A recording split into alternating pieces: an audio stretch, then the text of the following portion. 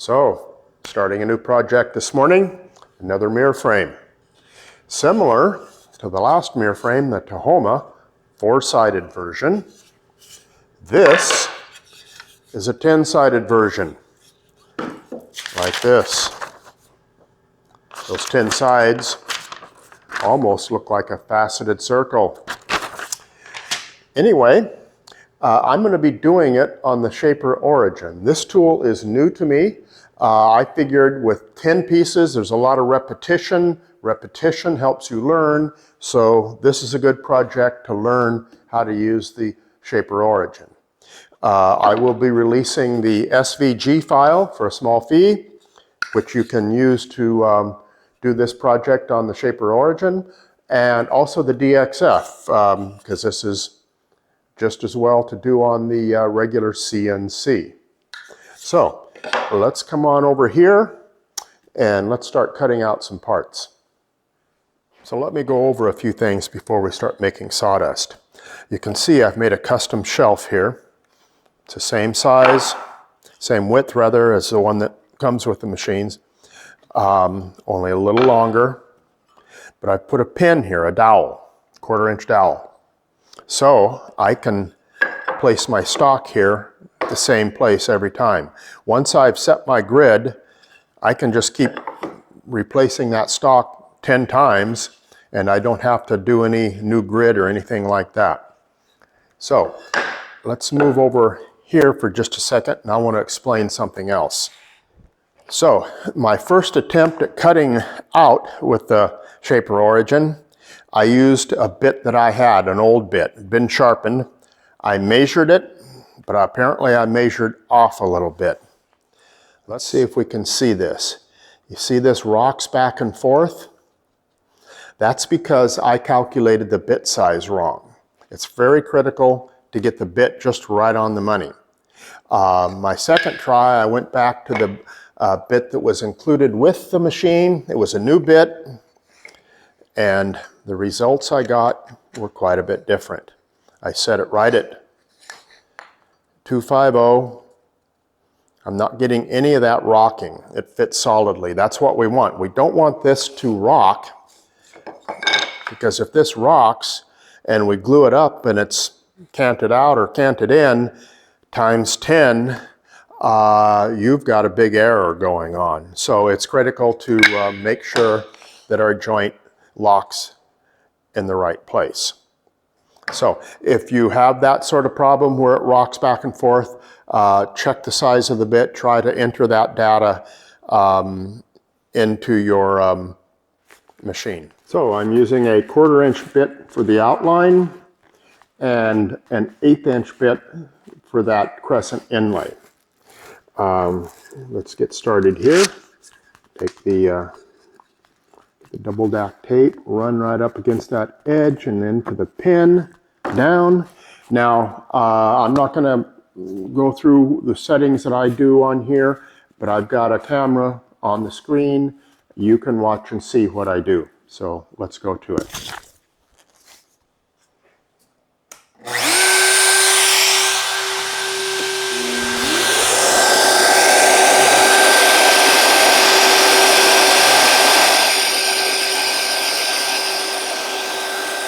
Oops.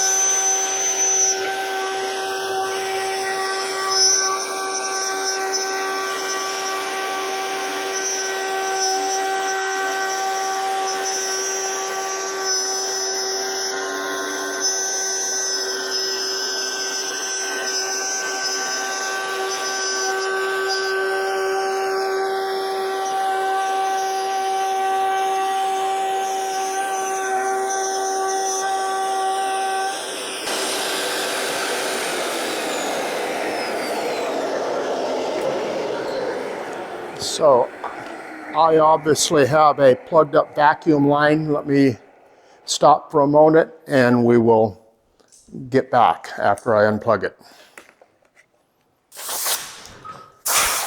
Okay, now with vacuum.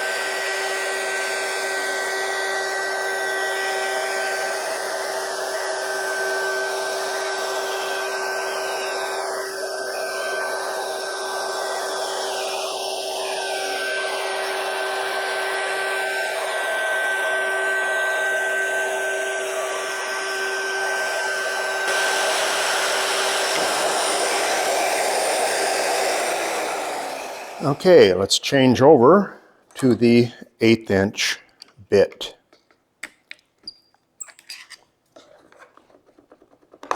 Now I didn't have the support bar. Oh, I'm gonna move this guy a little bit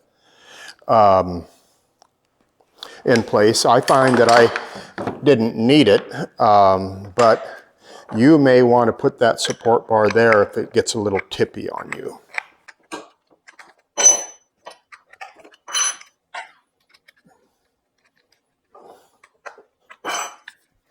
Okay.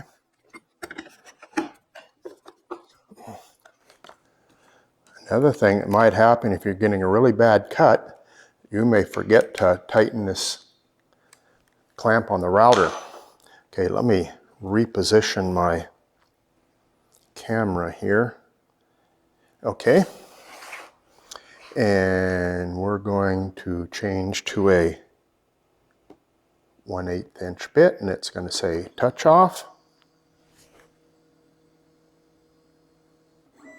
Touch off. And we're going to go 1/8 inch down and 0.01. And that's on these guys here. Okay.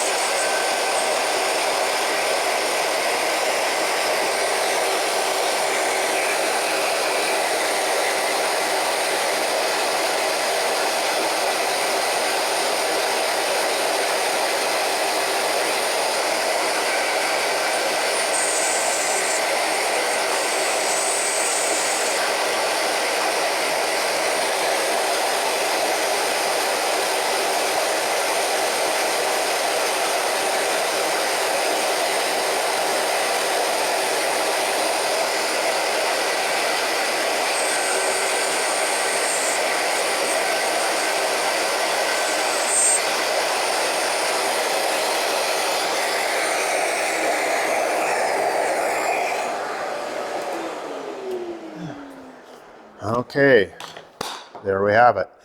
We'll take this guy and we'll go back and start doing some machining. So the roundovers. 1/8 inch roundover here, here, and here. Don't bother with this edge. We're going to cut out a rabbet on that side. So those three.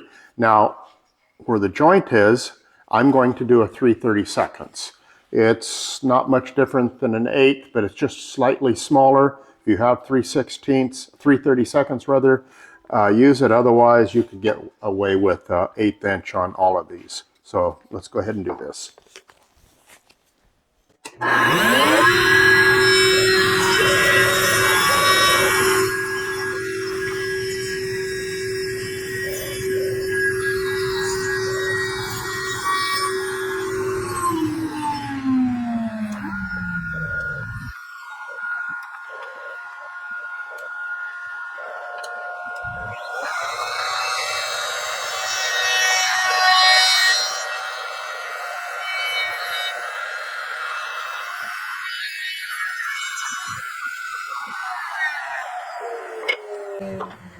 You notice I did come back and pick up a little roundover right there.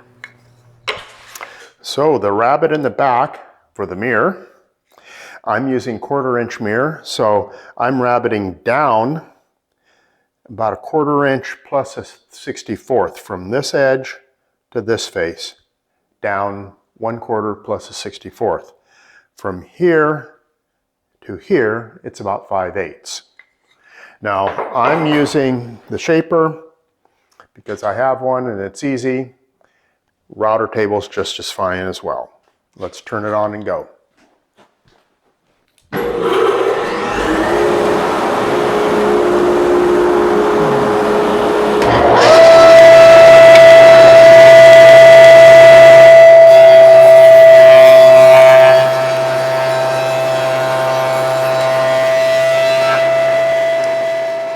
So this is my setup for cutting the slot for the spline.